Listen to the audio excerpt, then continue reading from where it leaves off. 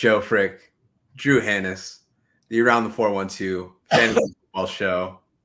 It's 2024, 2025, baby. Just came back from the Fantasy Football Expo. Killer time. Drew was holding it down on the East Coast. But my man, what's going on? How was your summer? How's being a dad? What do we got? Being a dad is the best thing that's ever happened to me. Obviously, I've been really wanting this for a while. One day maybe he'll be on the show, but he's not talking yet, so he can't really give his advice. He was trying. We talked a little bit before the show. Got to meet little nephew Noah. But yeah, it's funny. Real quick, I'm trying to find the link on Twitter so we could share it. It didn't pop up like it normally does. So we should. Yeah, you know what? We're having a little bit of technical difficulties. It's saying that a premium account on X is required to create live broadcasts on their platform. So we need to upgrade to a premium subscription. So we need to talk to our managers and get that money up. Because I know that Zach has a personal account that's bumped, but I'm assuming that the Around the 412 regular account is not premium. It must not. So I don't know what that exactly looks like, or if I can go to like my own, but things to work on for sure. I don't know. That's let's do a new destination. Let's see if we can make it happen in the live world. Can you see the chat too? Is there anything in the? Let's see. I think we're gonna do this to my personal. We're yoinking. So I need to stream to more than 3. No, we're not going to do it to the Around. Yeah, we're going to remove this one. Yes. And that's going to my personal. So yeah, that's happening live. So you should be able to see that now from my personal account. So that's going to be interesting. Can't say that I've ever done that before, but cool. But yeah, we'll work on it. First week back. It's still preseason for all of us. But yeah, man. So you got Noah cooking up. He's ready to take over the world. Still hasn't signed with the team this year, but it was devastating. Devastating when he went undrafted. It was devastating. Yeah. So speaking of drafts, we are in week 2 of the preseason. What we want to do today is just kind of get into the swing of it with mock drafts. So definitely big into mock draft season. Drew, I know that you've been looking at mock drafts for a while. People on the show or people that are watching the show for the first time may not know that you're once again competing in the Scott Fish Bowl 14. So welcome back to that. I'm also competing again. So it's fun to do it. You did did you do DC Live this year? DC Live, Jeff Lambert, Joe Bond do a really good job of setting that up. We were at a DC Sports Social. It was a really sick spot, to be honest. Like a FanDuel live betting area, and it was sick. Like, nice. I can't wait to go back again next year. I know that they held down that fort again for next year. So yeah, it was really sick. They do a great job. Yeah, it's one of those things that you don't realize how much time and effort that it takes to make those kind of things happen. But yeah, absolutely. It's definitely it's a great time for sure. But check those two guys out. Joe Bond's over at the Fantasy Six Pack, and Jeff's over at Going for Two. Yeah, it's definitely some good dudes. I know that I'm in the Going for Two Discord. Always a lot of good discussion in there. There's actually a lot of people that I met last weekend at the expo either have Discords or apps or whatever. Really good feedback that you can get. So a lot of different avenues. I ended up, who was it? I spent quite a bit of time with the Fantasy Sports Advice Network. So they have like a whole app for different sports, all that stuff. But yeah, it was pretty sweet to see. But okay, so mock drafts, I think just to kind of set the ground rules of what we're looking at for today, we're going to do this all within a PPR format. We're going to do a 10-team draft. I tend to do things in more of a 12 format for myself. But I think with the ADPs and just being able to track, hey, like how many picks and stuff like is that tends to be just a little bit easier. So we're also going to use the Draft Wizard from Fantasy Pros just to kind of keep things moving. If you're in the chat, glad you're here. If you would like to see more of our content throughout the season, we'll probably get into more of a cadence next week. So make sure you like, subscribe, hit the notifications to on. So you can kind of talk ball with us, and since it's a live show, we can take whatever questions that you may have. So yeah, let's hit this randomizer. We'll get the screen going, and yeah, let's get partying. So Drew, you have any picks that like going into like the season that you're hoping to see from like a mock, like just like from a draft position? Do you like to be early? Do you like to kind of have like a later profile? Like, where are you feeling? I've always been the type that I want to be dead in the middle. So 4, 5, 6 range, typically where I like to be. If I'm not going to be in the middle, I prefer to be right on the end so I can have my back-to-back picks and guarantee, my 2 guys. But cool. I typically don't like to wait a while in between picks. So I typically prefer to be in the middle. But, I mean, it's all randomized, so I don't even. Yeah, for sure.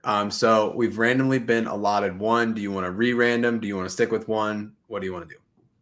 Let's just take one. All right, cool. So, anyways, right? And then I'm going to just have kind of like our team over here. So we got 2 running backs, 2 wide receivers, tight end, your flex position, defensive team, and then kicker, all that good stuff. Number 1 pick, I feel like everybody's been kind of leaning CMC. Does the injury that he has, does that scare you off a little bit, Dr. Drew? Put the lab coat back on, get the stethoscope back out. Like, does that calf injury give you any cause for concern?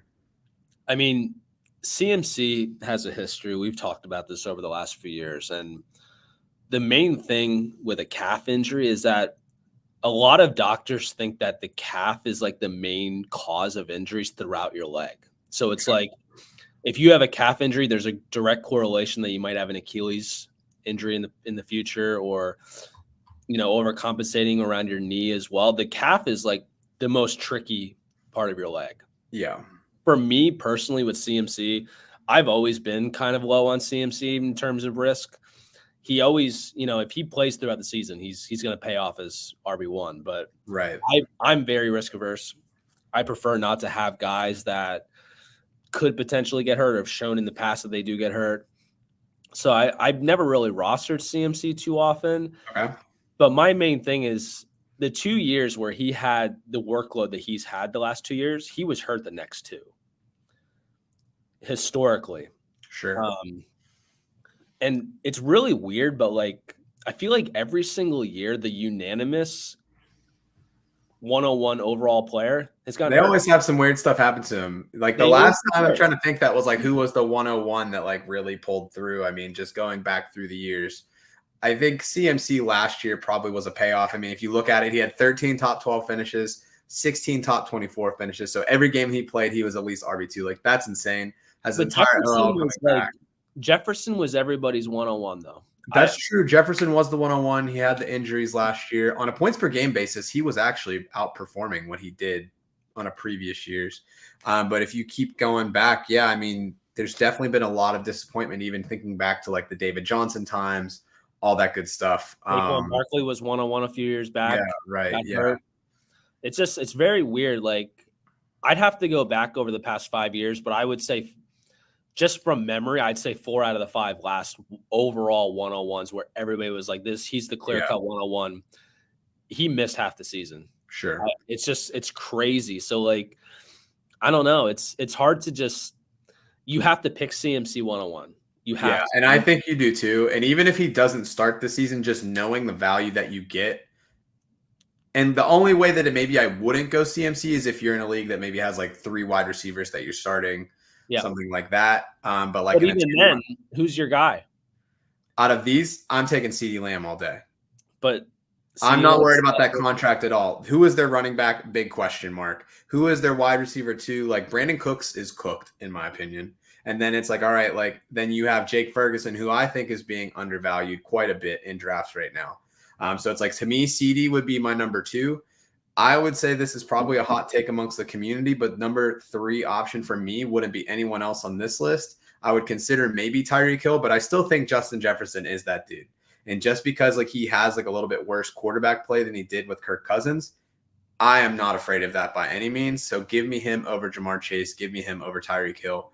And then if I was going to take a running back, my RB2 would be Breece Hall. But if I'm worried about Christian McCaffrey and I'm wanting to go running back round 1, I'm probably, if I can manipulate where I'm picking, maybe the way, like I know a lot of the leagues that I commission, I will say, hey, like the ranking that you get. So like, for example, One of the leagues I was a commissioner for, the way we just decided who was going to be like in draft positions was based off of the men's handball for the Olympics. So it's like whoever's team had Denmark in like 1, they can choose pick 1 through 12, whatever they want. So it kind of gives you that flexibility. To me, if I'm going to take like a Breece Hall, I'd rather be like in the 3 or 4 slot and just kind of get something back on the other side, knowing that a lot of these wide receivers will probably come off the board first. But for the sake of the show and keeping things moving, let's go with McCaffrey. I think consensus pick. But really, I mean, it's one of those things where you got to go and get your guy. There's no point in really kind of fighting that. So coming back around on the board, so just looking at players that kind of went through. Nothing really crazy to kind of mess with here. I don't know what this thing is here, but we'll just roll with it. So Lamb 2, Hill 3, Hall 4. Coming back down into the second round now, like, do you have any particular draft kind of like skeletons that you like to use? I know that especially like in a best ball community, like a 0 running back sort of format has become very popular over the last few years. You'll see a lot of people that are more old school in the fantasy football space. Like they're saying like running back, like I want 2 studs off the board. Do you tend to find yourself leaning a particular way when you're constructing your roster, or how do you kind of see that? Yeah, it's actually crazy. Ever since we started doing this show like 3 years ago, my draft style has evolved big time. I used to be heavy running back because I hated trying to find a running back later. It drove me nuts. There's so many good wide receivers, but now I absolutely love the hero RB draft approach. I tried to stick to the board and just whatever falls, I'm going to roll with, but I tried to get a good running back in the first 2 rounds. That way I don't have to worry about it. I think that if you can hit on a good running back early and they don't get hurt, it greatly increases your chance of winning your league. So this year, I'm very much into trying to get a Breece Hall or Bijan Robinson in the first round. Sure. Yeah. Those are my 2 main targets. And between the 2, it's very weird, but I find myself when I do mock drafts, every single time it comes back to me in round 2, the top player is Garrett Wilson. Really? I mean, that would be incredible if you can snag Wilson. I think he went quite a bit earlier, like around the turn. Yeah, so he was right at the 110 spot here in this particular draft. Looking at like the consensus rankings right now, they have him at like the 13th player off the board. So I think that if you can have that kind of slide, that would be fantastic, but it's not something that I would be banking on. But that would be a fantastic start. He's definitely somebody that if I'm in the back half, like I would definitely like, to me, like not to spoil what we might cover later, but like JT and Garrett Wilson would be like a really nice start for me looking if I'm in the back half of like a draft. Yeah, it's interesting though, because I prefer Breece Hall the player for fantasy this year over Bijan Robinson, but because of how so many mocks have fallen for me, I'm leapfrogging Bijan because I don't want to sit here with my first 2 rounds and they're both on the same team. I'm just very weird about that. Sure. So I'm actually altering my rankings just because of how I'm seeing the drafts fall. If I were to have my pick in round 2, I'd still try to get a heavy wide receiver. If a running back falls, maybe I'll consider it. But like, I'd love to see a Puka Nacua fall. Hasn't happened very often. And it'll be interesting to see that now that you bring that up. With Nacua having like this small knee injury, like is that going to push his stock down? We saw this week that we had a couple of other big injuries with Gibbs. We've seen some impacts to like JJ McCarty going out for the season. Like, is that going to impact guys? Hold on. We need to address this. JJ McCarthy. Listen, man, I'm a Pittsburgh boy. When he plays a game in the NFL, when he puts his shoes on in the stadium like the rest of us adults, maybe I'll learn how to get it right. But for now, it's JJ McCartney. He probably was with what's the dude? The other Jesse McCartney. It's probably his cousin. You know, the singer. Yeah, and his dad's Paul McCartney. I mean, he could be. I don't know. But back to the subject at hand, Drew. DB wants us to make sure that we announce Ayuk. Also, if you're big into this, there's an Easter egg behind me. Also, just on that note, if you aren't following Derek Bell on Twitter or X or whatever it is that you call it, or on YouTube, Fantastic resource for all things ball, especially related to the Steelers. So he just launched last week like his own personal page where you can subscribe. There's different tiers to it.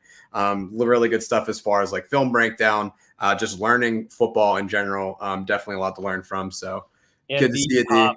The top NFL draft analyst on Twitter. Oh, yeah. That man puts in a lot of work in draft season. Yeah, so the respect that he deserves on that is crazy, and so many people don't realize outside of Pittsburgh. The dude is phenomenal around draft time. He's good. I mean, he's a Duke fan, but we all have our pros and cons, so we'll see. But all right, so we're back in the saddle, round 2. Do you like any of the 4 that we have up here? Would you draft a quarterback this early?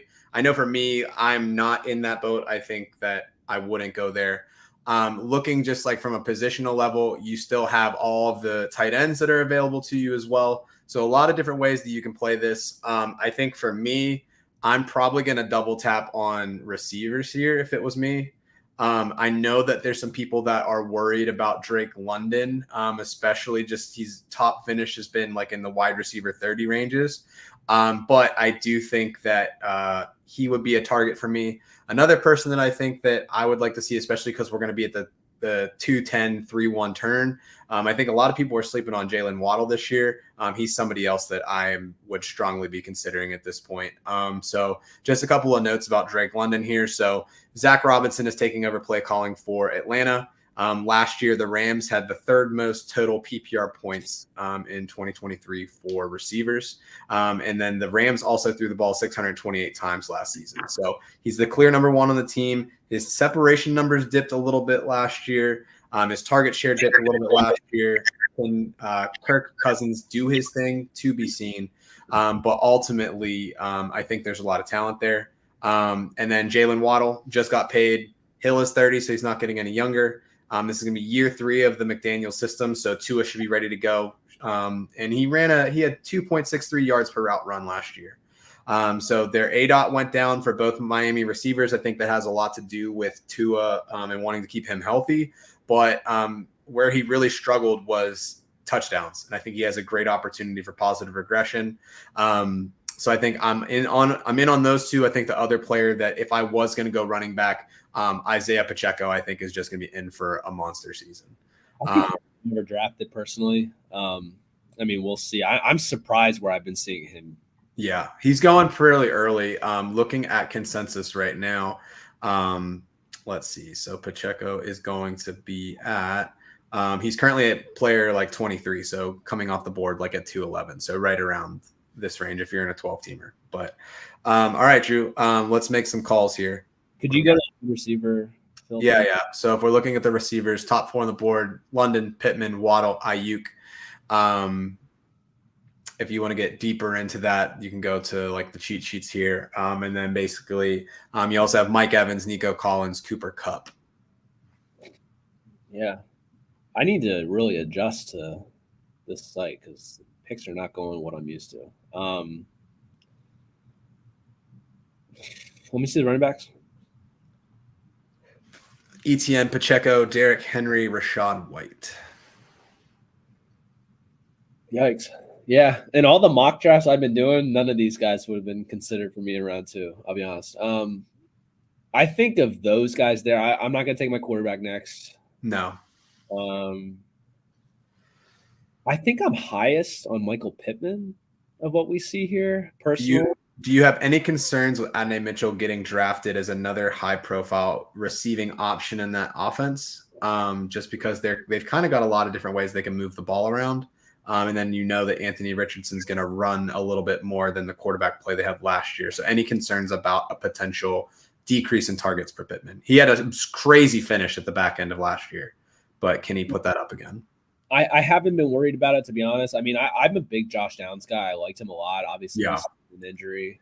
I still think he's going to be their bona fide 1. I think A.D. Mitchell's going to have more of a kind of like a boom bust type of thing, kind of like Jameson Williams, kind of an all or nothing in fantasy this year, personally.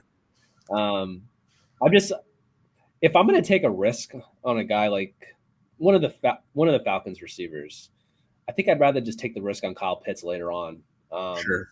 That's why I've kind of been staying away from Drake London. I think Drake London's going to be good, but I still think there's a lot of risk there because we still haven't seen it. And I do think that they want to feature Bijan Robinson. I think that he's going to be a focal point. So even though London's their one, I feel like it's not going to be, they're not going to be passing as much as Kirk did when he was in Minnesota, and he's not going to be Justin Jefferson. So, I mean, how you feeling on AR? I think Pittman's going to be a target monster still. He's I would pick here, and my second would probably be ETN, but okay, let's roll with it. Let's see what we got. So if you're on the show, you're watching this for the first time, I think something to point out too is that just because you may feel differently about a different player than we do, I think it's really just being able, like the reason I like mock drafting is to be able to get into a cadence of like, hey, like here are the different ways that I'm going to be able to kind of like see how drafts play out. What happens if I take a quarterback here? Like I took Jalen Hurts in a mock draft last night in round 3, and then I just didn't really like it a ton. So it was like, all right, like what are the things that are happening when you get into that situation? And then just, all right, let me try different things out to see where can I maximize like my team to start the year. So it looks like we got a pretty good break. Jalen Waddle was somebody that I would have considered in the 3rd. So getting him coming back seems like a no-brainer to me. Just looking at the cheat sheets on the board. So you still got you got 4 QBs off the board. So Allen, Hurts, Mahomes, Richardson. Personally, I know that they have improved on the weapons in Kansas City, but just with all of the quarterbacks that are able to run this year, I think guys like Patrick Mahomes and CJ Stroud are being way overdrafted this year. They're not players like they have to have a really strong year to be able to put up a top 5 number. I think Mahomes a little bit less so because he is willing to run, even if it's not as much as the Lamar Jacksons, the Jalen Hurtses, the Josh Allens of the world. But someone like Stroud, who had less than 200 yards rushing last year, like where are you going to get that without a historical, like it took for Tom Brady to be QB3, he had to throw the ball over 700 times, and he was also Tom Brady. Yeah. I mean, we talked about this in depth outside the show. I'm very low on CJ Stroud. I feel like I think he's my QB 10, and I know that's a hot take. A lot of people are going to be like, "What the heck?" But the dude just offers nothing with his legs, and he needs historic TD numbers for him to be where he's at. I ran the numbers. He was only a top 10 finisher. Let me look at my spreadsheet here. I think it was like 45% of the time last season he was for who? A top 10 finisher, CJ Stroud. Yeah, so Stroud, if we're looking at like top 6, top 12, he only had a top 6 finish 3 times. He was top 12, 8. So about 20% of the games that he played in last year, he was kind of like a top 6 option as a QB. Yeah, 53% of the time he was like a QB1, so like somebody that would have been worth a start in that week. Yeah, just for reference, Jalen Hurts was the most consistent quarterback last year. He had 14 top 12 finishes at 82% clip. He was also the most consistent top 6 quarterback. He did that at 65% of the time. For reference, Josh Allen was right there. Yeah, Josh Allen was at 65%, 76%. You know who was the second most consistent player, even though it was a small sample size? Joe Flacco, 60% top 6, 80% top 12. I might have to get a Joe Flacco jersey at some point because he definitely saved my ass in fishbowl last year. Yeah, I completely wrote him off. Didn't even bother.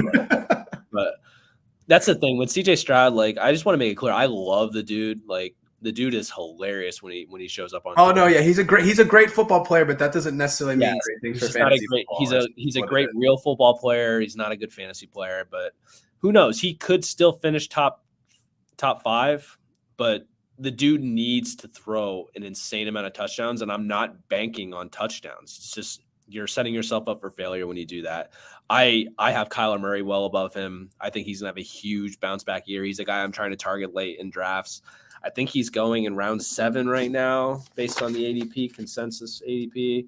Yeah. Kyler, yeah. QB 10 on average at 73, the 73rd pick. Like, give me that all day. Like that's where I'm going. There's gonna be a lot of drafts since he's already gone off the board where I'm gonna leap and take Anthony Richardson. I think that the dude's he's set up to be a fantasy football monster. Yeah. You just have to be, you have to take another guy late as an insurance option, and a guy like Jaden Daniels is perfect for that. Yeah. But let me ask you something real quick. If so, like, let's say, like, I know that you are a big Anthony Richardson guy, right? Huge. If I'm in the front part of the draft, I see like a guy like Christian McCaffrey, who we know has kind of like this injury history label. Anthony Richardson has like this injury history label. If you know those are guys that you're going to target, do you just say, hey, like, I'm not going to play in fear and I'm just going to pick the guys that I think are best? Or are you going to maybe not take a Christian McCaffrey knowing that you could have potential other holes from an injury perspective in your lineup? I mean, you can't play with fear in fantasy football. If you're going to play like that, you're not going to win. You have to just take the guy that you think is best and just hope for the best. Because at the end of the day, it really is all luck if your guy makes it till the end of the season. Okay, it's all luck. But all right. So for the sake of keeping this going, I'm going to take Jalen Waddle because I wanted to draft him in the last round, if that's cool. Yeah. All right, great. And then who are you thinking with that 5th pick? So right now we've got 2 running backs, 2 wide receivers. You still have a lot of good options at tight end. For whatever reason, there's been a lot of disrespect to Mark Andrews. I feel like he's like a really solid pick in that 5th like round like swing right there. I actually have him ranked higher than Trey McBride and Dalton Kincaid. I still think he's the number 1 option in Baltimore. Obviously, Zay Flowers is going to get a little bit more run as he continues to develop in the league. But up until Mark Andrews broke his leg, he was very much doing Mark Andrews things. Right. So to me, it's like that would be a player that I would consider you could swing and pivot to the tight end spot here. Or I think you have a lot of good options as far as like how you want to treat your flex. Now, knowing that this is a PPR league, I'm probably steering away from running backs for a little bit at this point, even though I do think Kamara is set up nicely for a good season with the kind of the new game plan that they have being brought in for them with the new offensive coordinator. But where are you leaning? I think my initial gut would be Cooper Kupp.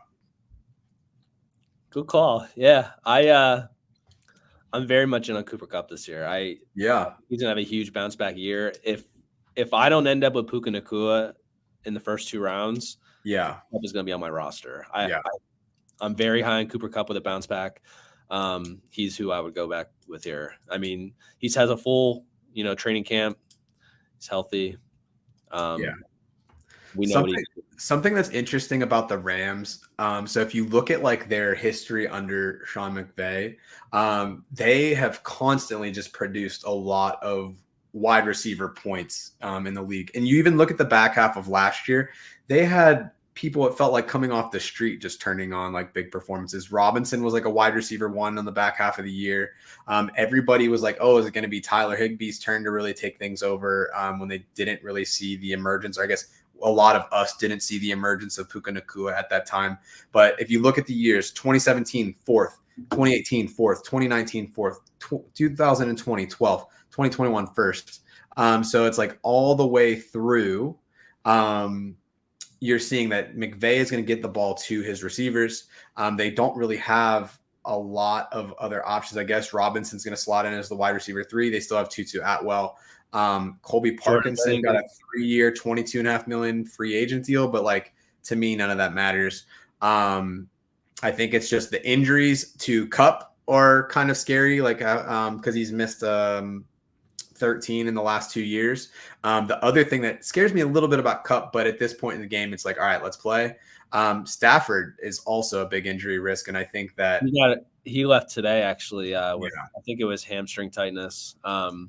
But everybody keeps saying who's going to be the next Puka Nacua. The next Puka Nacua could be on their roster in Jordan Whittington. I'm a big fan of his wide receiver. Wow. Yeah, I like him a lot. I've been trying to find space on my dynasty rosters for him. I think that he's 1 injury away from being a factor. He's a guy that I think that people need to keep their eye out for. But the Rams can definitely support multiple wide receivers. So it just takes an injury, but I don't want that to happen. Obviously, I think Puka Nacua and Cooper Kupp are going to have huge years, but don't sleep on a guy like that over Robinson and sure. Guys. All right, so let's roll with Robinson. Another thing that I'm going to point out as our big guy here, Zachary Smith. Yeah, what gives? We can't stream on Twitter now. Yeah, but we're streaming on my personal. So what's going on, boss? Times are tough, man. It's dollar beer night next Thursday at the Washington Wild Things for around the 412 night. So if you don't have tickets for that, Zach actually posted a free link for it. Drew, I'm assuming that since that's not real baseball, and in the major league sense, and a little bit far of a trip, we won't be seeing you out there. All baseball is real baseball to me, but yeah, with a 7-month-old and a work night, it's a little too far away for me. Yeah, but yeah, so we'll see what we got going there. He also wants us to announce the Juju pickup. Would be great for me. I still have my block letter Juju jersey. You know what? Now that I think about it, the last 2 block letter jerseys that I bought, Kenny Pickett, Juju Smith-Schuster, maybe block letters are not as great as I hype them up to be, because it's just really falling apart. What's wrong with Kenny? Well, I'm not much of an Eagles fan. I heard that Tomlin didn't call him back. I heard that they ran out of manufacturing equipment for the gloves, and he couldn't hold on to the football no more. Before we pick Cooper Kupp here, yeah, there's another guy showing up on that screen there that we are very high on, that we would love to have on our roster, but do we think that he'll make it back? Are you asking me if I think that Malik Neighbors is going to make it back? I don't, but I'm very high on Malik Neighbors. He's somebody that I heavily pursued in Scott Fishbowl. He's somebody I heavily pursued in dynasty leagues. But dude has all the makings to be a stud. He had, for take it what you will, the top college PFF grade last year. He was 3rd in yards per route run, and he led the FBS in 20 and 30-yard plays. And he also was a big yak guy, so 6.6 yards after the catch. Hard part, Giants suck. They got downgraded at running back when they lost Saquon. They don't really have a tight end threat established quite yet. But Brian Daboll knows how to get his playmakers the ball. Do you believe enough in Daniel Jones to kind of make that happen? I don't think that if you are in this sort of situation that he would make it back to you in the 6-7 turn. So I know personally in a 10-team league, I probably wouldn't take him here just because I like the value of Kupp a little bit more. But in a 12-team draft, this 4 or 5 turn is definitely where I'm looking to take Neighbors at. So, yeah, I think Cooper Kupp has a high floor. We know what he is. He has to stay on the field. But there would be times when I'm drafting, I would say that I would take Malik Neighbors here because I would go for the homer. Sure. But, I'm good either way. All right. Well, at the end of the day, kind of sticking with the wide receivers. So regardless of who we got, that's all good there. So we cruised down the board. Your boy Kyler Murray, who you talked a little bit about already, still available to there. But let's see what we got here. So looking at the sheets, we've got still Kyler Murray, Dak Prescott, and then the rest of the kind of the tier 3 QBs. We're a lot deeper into the wide receiver area. Tight ends, you still have Evan Ingram, Kyle Pitts, George Kittle, Jake Ferguson. Running back situation, you're looking at like a David Montgomery, who I think you're definitely going to see a bump up in ADP, especially because of the Jahmyr Gibbs news. Even though they said that was kind of a precautionary thing, I think people are going to shoot up on the David Montgomery kind of front. Yeah, I think Gibbs will be fine. I do think that David Montgomery has standalone value too. So, yeah. So, do you feel that you're at a point where you would take a QB or a tight end at this point? I think that I would probably definitely take one, if not both positions now, just to get them out of the way, because they are, they're getting slim. I feel better about the tight end position still than I do the position. I would probably try to get Kyler here because he's my last, outside of Daniels. Yeah, I think you're true running quarterback that I trust. I think knowing that you have CMC on your roster, to me, having like a David Montgomery, Najee Harris, Zamir White kind of guy who's projected to get a lot of that, to me, like I would prioritize that over getting both tight end and quarterback here, right? Because it's like, if I know that Christian McCaffrey might not start week 1, then it's like, all right, boom, I feel comfortable sliding all of those guys in as like a wide or a running back 2. ETN could surprise some people and kind of be like that RB1. Honestly, David Montgomery realistically could be an RB1. Seeing him here, like to me, that's like a pretty obvious pick. And then I do like the idea of maybe going, I feel more comfortable in my ability to get a quarterback late. I will also be heavily looking at Jaden Daniels, especially knowing like his running potential, looking at him in that like 8 to 9 round range. So I think that's kind of where I would be looking there. I think Caleb's going to run more than people think. Trevor Lawrence obviously runs a little bit. So knowing that there's those other options, that's going to allow us to kind of do that. But yeah, so for me, what are you thinking as far as the tight ends? For me personally, outside of Kyler and maybe Dak, I don't foresee any of those guys being guys I'd prefer to start. I would prefer to get Kyler here.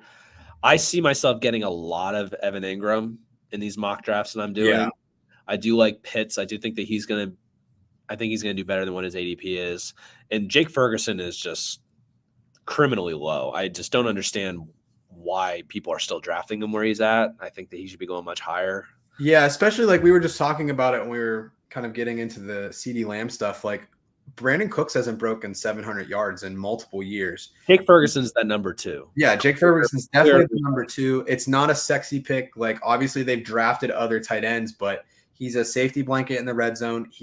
I think that to me, like he's definitely being undervalued. Like when you can get him in the 9th, 10th, like it makes no sense. It makes no sense. I do think what's interesting about this too is it's like if you look at who's left, I mean, the other big one, especially if you're drafting now ahead of the Ayuk news, George Kittle, if Ayuk does get moved to Pittsburgh, which it's going to be Pittsburgh if it does happen, right? George Kittle shoots up the board because now he's going to be a top 2 target option. If we look at these other guys that are here, all of these guys, like at the end of the day, are probably going to finish top 8, top 9 because Evan Ingram's a big safety valve for Trevor Lawrence. Kyle Pitts is projected to be the number 2. I think Mooney's a little bit underrated. I think he's a better receiver than what he showed last year in Chicago. But then George Kittle, if you lose Ayuk, then that puts him into that kind of second target getter. Ferguson's going to fit into that. So, but if he stays, I mean, I would take Ferguson over Kittle personally. Kittle obviously has those big explosive weeks, but he's going to have some duds too, just because they don't have enough people to kind of just dominate that. There's just too many options. I would take Ferguson over Kittle even if Ayuk leaves. Personally, wow. I think that Dak likes Ferguson, targets him a lot. And I do think that their running game isn't going to be as strong this year. They're employing an old man at running back plus Rico Dowdle, who I actually prefer in drafts over Zeke. It's funny. A lot of people that I was talking to at the expo over the weekend, especially the ones that were from Dallas, were like, if we've been watching the practices, like he looks like the better back. Yeah, and it's the same situation with him and Tony Pollard. Rico Dowdle is going to get the more efficient like running plays. Like he's going to be more efficient than Zeke is. Zeke's going to pound it through the middle, and Dowdle's going to have more opportunity. It's just he's free too. It's Jake Ferguson is the number 2 weapon in that offense, in my opinion. And it's a high passing offense. Yeah. So looking at the board, are we going to roll with Ingram? Do you want to take that leap with Pitts? I feel like tight ends where we're kind of leaning here on this one, but what are you thinking?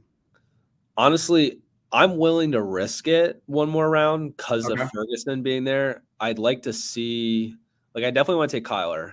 All right. Let's see what happens. We're at the turn, so that was very anticlimactic. Yeah, I thought that you had made a pick. Well, we'll take the Montgomery pick then too, and then we'll see where we land. Okay, so if we're looking here, Deontay, who's somebody I'm really enjoying. He popped up on the injury report with a groin thing. They said it was very minor, but to your point, we still have all 4 of the tight end options. So I might even consider waiting another round, just because you know that you have all of those 4. Yeah. Yeah, and I think that's like really important when you're getting into your draft. Like you don't want to lock in and be like, all right, round 6, I have to take a tight end. Round 7, I have to take a quarterback. Round 8, I have to do this, because depending on the different avenues and the way that people are drafting, something that you'll see a lot is, hey, maybe everyone in the league already has a quarterback. Maybe they already have all of their running backs filled. So it's like, don't feel the need to reach in those situations. Pivot, find value in those other pockets, and then just make sure that like you're able to throw someone into the lineup, because ultimately you're going to be building values in other ways. So I think if we're looking at like the teams right now and what we've got, so most teams don't have a tight end. You've seen a lot of hold, but like seeing Mark Andrews 6'2", like that makes me want to like throw up. Like that was a round 2 pick last year and he's not doing anything different. So now that you kind of see like this change year to year, last year you had kind of like the tight ends are like the pit of misery. If you don't get Kelce, you've got nothing. Now it's like, oh, well, I'm willing to wait till round 6 to get Andrews, right? You also had someone take a defense, which is pretty hilarious, but I guess that's just the computer for you. What happened with the quarterback position? Because we might have been able to wait on Kyler. You probably could have. I mean, we were one of the last teams to take a QB. The only 2 were in the back half here. I think Kyler Murray probably would have went for one of these 2 picks, right. But I don't think it would have been that drastic of a fall off. But okay, so now do you still want to hold on that tight end? I think that we could see potentially a run on that going into the next round. Also, just looking at the other positions, Javonte, somebody that you're really excited about this year, 2 years after the ACL injury, which is funny because going into camp, people are like, is he a cut candidate? Like all this and that. They have Jaleel McLaughlin, Estime, like a lot of different routes that they can go with this. Is Javonte somebody that you would think about here? I know for me, Deontay Johnson, I think he's slated for a really good year in the Carolina room. Do we want to shore up that tight end spot? So how you feeling?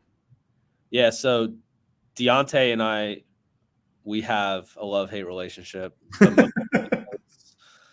of some of the plays he had last year in Pittsburgh. But for fantasy this year, I love Deontay Johnson. I have him in 100% of leagues at this point. I think that Bryce Young, there's a huge leap in year 2 for most quarterbacks, but he needed a guy like Deontay who can just get open. Yeah. Just get open, get him the ball in space. I think he's going to be an absolute target monster approaching 2021 Deontay Johnson when Roethlisberger just peppered the crap out of him all season. I think that he has a shot to be in the top 15 and people don't realize it. Yeah. I mean, if you look at what Adam Thielen did last year, I mean, he was balling that first 6-7 weeks of the year, kind of just as the wheels fell off of that offense. That definitely wouldn't be great. I think the other thing, like as I get to these points in the draft, you have 3 running backs that you feel pretty good about. I don't want like 6-point handcuffs in the running back room. I'd rather take the chances on guys that can lead their team in targets and have like options at wide receiver to see how things pan out and kind of adapt. Like you were talking about hero running back before, but ultimately utilizing that and saying, hey, like I've got some good options here. I don't need to stock the room with guys that aren't really doing a lot. And then like I'd rather take the chance and get like a guy that actually is going to break out or be like a late sleeper. So I love the Deontay pick. I'm all on board for that. So let's rip that one. And then if we're looking at like other options that we have, do you want to run the risk on like the Engram hold off or on Pitts? Do you want to look at what do you want to look at here? Do you want to go Javonte? I know you're big on him. Yeah, I like Javonte here just because I don't know what else we have after that I'm really. Yeah. And so if you're looking at the board right now, so we're pretty far down. We're in like RB 28. So you're almost getting out of the starting room. Some other starters that you're going to have, Brian Robertson, Tajay Spears is listed as a co-starter in Tennessee with Tony Pollard, Devin Singletary, Austin Eckler. And then you're starting to get into the more of the question marks. So is Chase Brown going to evolve and be the RB1 for Cincinnati? I don't know. Yeah, if you wanted to lock that up now, knowing that you have a potential guy that's missing early, then you'd have like a solid stable of 4 guys, and then you can kind of figure it out from there.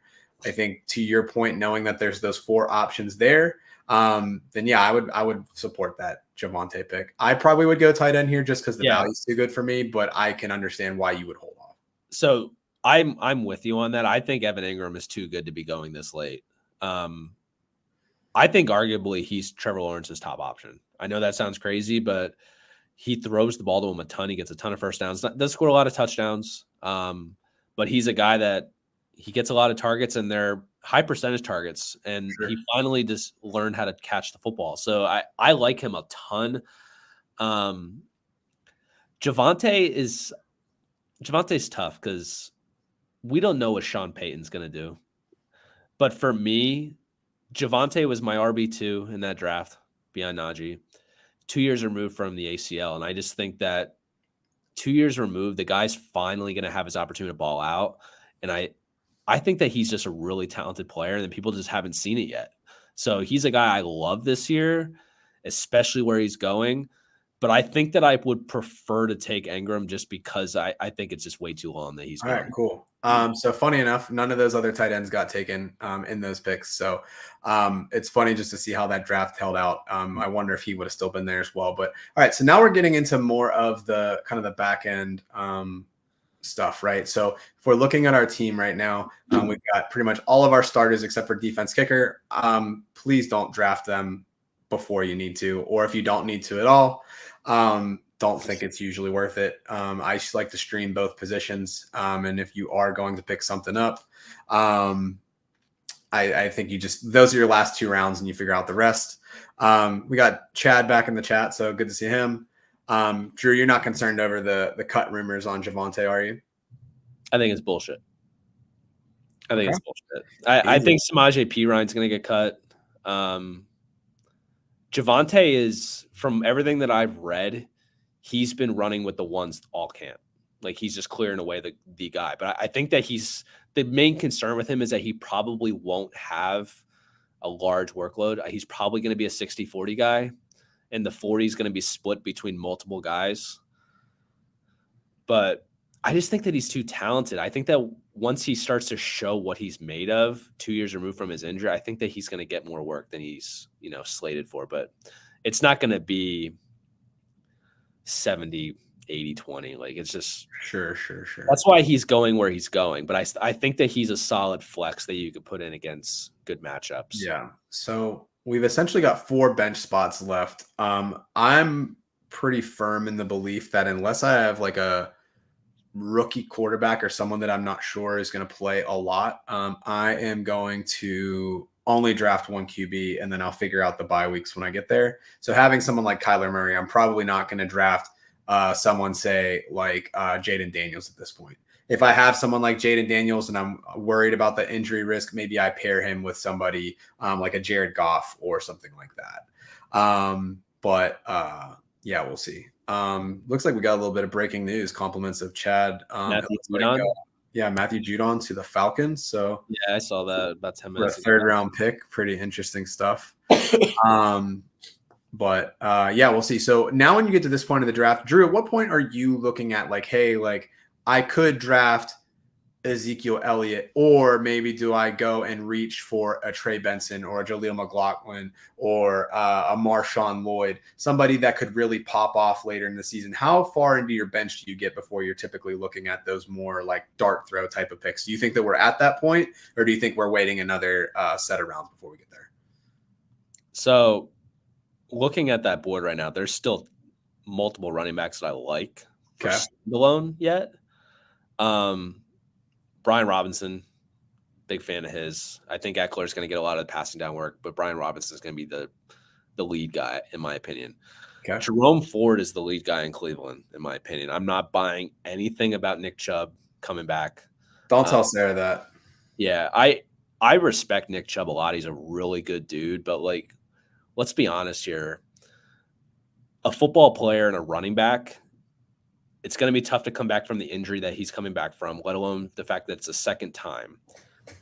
And a player being online squatting the amount of weight that he's squatting, that's not enough for me. Like, strength and being able to do lateral movement with that knee is 2 completely different things. I just don't think that he's going to be that guy this year. And I'll be shocked if he's not on the PUP and missing half the season. I'm surprised that there's even discussion that he might play as early as he will, but he's just not going to be effective. I think that Jerome Ford's going to lead that show, and I think Deontay Foreman's just going to be in on it too. It's just going to be a 3-headed committee. The Browns asked Chubb to take a $10 million pay cut. Like, you don't ask a dude to take a $10 million pay cut if you think that he's healthy. Yeah. I'm just not buying it. So I'm higher on Jerome Ford. Nick Chubb is being drafted ahead of Jerome Ford in most leagues, and I just don't get it. Yeah. And another one too, same situation, is Chuba Hubbard. Like, I think that Chuba Hubbard's going to be that lead dog most of this year. I'm surprised that people are drafting Jonathan Brooks the way he's being drafted. He's probably going to miss the first month to begin with, and then they're going to ramp him up slowly. they've already said that he's probably not playing the first 3 or 4 weeks. Right. And then he's still going to have to get the game speed, build the kind of like roll into the offense. Yeah, I don't really like Brooks for this season. I think he's a good talent, really played well at Texas. I liked Benson more even before all the injury stuff going into this season. I do think someone like Benson is an intriguing option as you get to this point, assuming that somebody like a Brian Robinson wasn't there. I think Robinson ultimately would be the pick for me here. Other guys, when we're getting into this later kind of RB room sort of pull, I think somebody like Rico Dowdle, where you're saying, hey, like he might be that lead guy. It is a good offense. I don't feel good about Zeke. I think at this point it's like, hey, if you have that gut feeling you want to take that, like run with it. Be bold. The worst case, it doesn't work out. You cut them, you find someone else pretty fast into the season. So I think we run there. The other thing that I think is interesting at this, like this turn here, is that there's none of the Buffalo receivers have been drafted yet. I think knowing that they're tied to Josh Allen, whoever you think is the favorite, I don't know who that person's going to be. But ultimately, I think that if you can take that dart throw, he's a special quarterback. He has proven that he is able to support a wide receiver 1. So take the chance on it, see what happens. For the same reason, even if they're on your bench for a little bit, you can trade them, do whatever. But all right, cool. So let's run with Brian Robinson, and then I'm curious on your thoughts on who you think is going to be the best option out of the Buffalo receivers, and we're going to take one of them as well. Yeah, I have the same favorite option as Cardi B. Khalil Shakir. Get off the show. Get out of here. I feel like that sounded like I was thinking about it for a while, but it literally just started to come to me as you started talking about the Bills. Okay. I'm a big fan of his. I've been a big fan of his since he came out. I stocked him in a ton of dynasty leagues. I just think that he's a good player. Yeah. I think that he's finally going to have an opportunity. I'd like to see where they're going to work him out if he can work outside. Because I think Kincaid's going to really dominate the middle of the field. But I just like him. I like his talent. I think Khalil Shakir is going to be a great player. Uh-oh. Trouble's here. What Drew just did can't happen. I had to jump in here to mute his mic because I got nothing else to say. What's wrong with Cardi B? You don't like her music? I love Cardi B, but that can't happen on here. I'll talk to you guys later. Love you. Bye. I'm going to do it again. What's he going to do about it? I don't know, but that was definitely different. But I've done okay. But do you think like Shakir? I don't think he's way worse things. Okay, so I would probably agree with Chad and go Curtis Samuel. I think he's shown that kind of promise before. He actually has done better on the outside than people give him credit for. I think he gets typecasted into kind of being this gadget player. So I think he does have potential there. I don't think I could take if I thought Shakir was my guy, I would probably go in the next set of picks, not this upcoming one. I'm not a Samuel guy because like he bounced around the league for a reason. That's really all it is for me. Like if he's this good player, why has he not been able to stick anywhere? That is my thing. He bounced around too much. And I think he's just a journeyman. I don't buy it. Yeah. But yeah. Okay. So where do we want to go with this pick? So we can knock out the rest of this draft, and then we'll do a speed round for the next one. Knowing that we're probably leaning receivers in the next couple rounds, do you want to pick up another running back now? Would you take the risk on like a Rico? Would you want to hit like a Chuba Hubbard knowing that he's going to be the starter for at least some time? I'm okay with waiting a little bit on running back yet because I think there's a few there that I like. Laddie the Batty? And I still kind of like Jacoby Myers. I think people are sleeping on Gardner Minshew a little bit if he does play. I think that he's shown that he can support a wide receiver the way he supported the Colts wide receivers last year. Cool. But you could probably wait on him. I don't know if Ladd he has a ton of upside because there's no one else there, but I'm more of a Josh Palmer guy, but of course he's coming off the ACL. Right. I don't know. Let's look back at did Kyle Pitts still sit there? Kyle Pitts is still sitting there. Yeah. I know that's crazy drafting 2 tight ends, but like that's a really good value. Take your pick.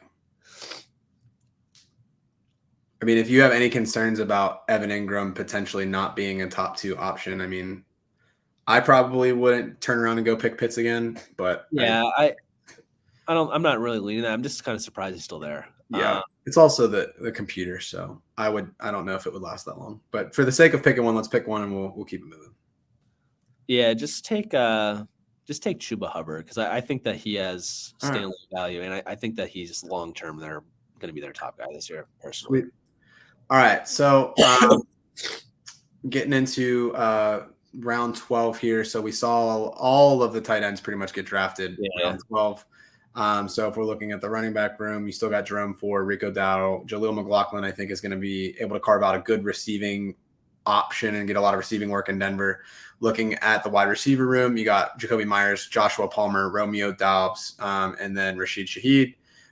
Looking at the sheet just so you can see your totality of options. So Khalil Shakir is still there. I think in one of these 2 picks, we definitely take him there just because you said that you have that interest in that Buffalo room, and you can push that upside to see what happens with Allen. If it doesn't work out, you just drop him and go. Looking at this list, I think for me, the 2 picks, I would probably go Rico. Just thinking that he's probably going to be Jerome Ford's still up there too. Yeah, Jerome Ford's out there too.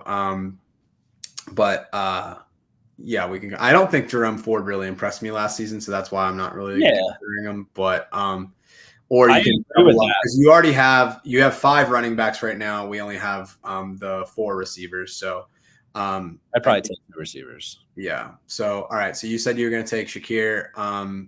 I agree with you on Ford too. I don't think Chubb's going to be, he's not healthy. I think it's just a 3-headed committee. Maybe none of them are usable. Sure. But so who do you like out of Myers, Palmer, and Dobbs? I think Myers is your best value. Right. I like Rashid Shaheed quite a bit as well. I just don't like Derek Carr. Derek Carr might be out of there. Maybe Spencer Rattler season, baby. All right, so let's hit these guys. So we're gonna take Myers, and then we're gonna jump in and take one of those guys from the Bills. So we said that we were gonna take Shakir. So let's do that and make that happen. All right, so let's draft him now. All right, cool. So we have pretty much finished out the draft. From a defense perspective, somebody that I'm looking at heavily for week 1, Pittsburgh has the Falcons, which I don't really feel thrilled about throwing out there. But somebody who does have a really good matchup actually is the Bengals. I believe they're playing New England week 1. So knowing that they don't look to be like a great defense, that would be somebody that, like, if we have kicker defense left, I'd probably pick my kicker first, then swing back around, grab the Bengals at the end. But really, I'm just looking for a couple good matchups in the early weeks. I know you stream defense heavily, but there's never a situation where you just think that there's a good defense and you would want them. Like I've typically stream throughout the season, but I do start with a defense that I just think is good because they either get a lot of sacks or they get a lot of turnovers. Like I've always been high on the Steelers defense because they might give up points, but they're going to get a lot of sacks. They're going to get a lot of turnovers. All right. Well, let's be homers. We'll take the Steelers. And then from a kicker perspective, do you have any thoughts, feelings, whatever about who you're after? I think if you have a lot of faith in that Houston offense, Fairbairn is going to be a great pick. I think Jake Moody is going to be really set up well just with the San Francisco offense. But any thoughts, feelings? I don't think it really matters to discuss, so we're just going to take one. Yeah, Fairbairn's my fishbowl kicker because there you go. Look at that. A+, we did great. Yeah, that was fun. Do you want to kind of just leave it at that? We've been going for about an hour now. We can always do a little bit more mocking next week. Probably. Yeah, we have 3 weeks of mocking before it really gets into that nitty gritty. Okay, cool. So I think just from like a show plan going forward, we didn't get into the fantasy football Tinder. We didn't get into the kind of our only fantasy picks for the season. So we'll eventually get to that. We want to hold off just a smidge. Drew's got some big home drafts coming up. It's this Friday or next Friday? Next Friday, the 23rd. The 23rd. So we are going to hold off on our only fantasy predictions for the season.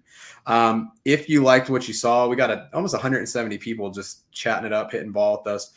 Feel free to get in the comments. This is a live show, so we're happy to engage, answer questions, talk ball. That's really our thing. If you're not following, like, subscribe, you can find us on X at 412FF Show. We are on YouTube as Around the 412 and also on Twitch as Around the 412. We try to keep things, keep it light, keep it fun. It was definitely a good time getting back on the horse and making it happen, even if the Cardi B scream will definitely be clipped and reused for eternity. But yeah, if nothing else, anything you want to close with, Drew? No, man, it's great to be back,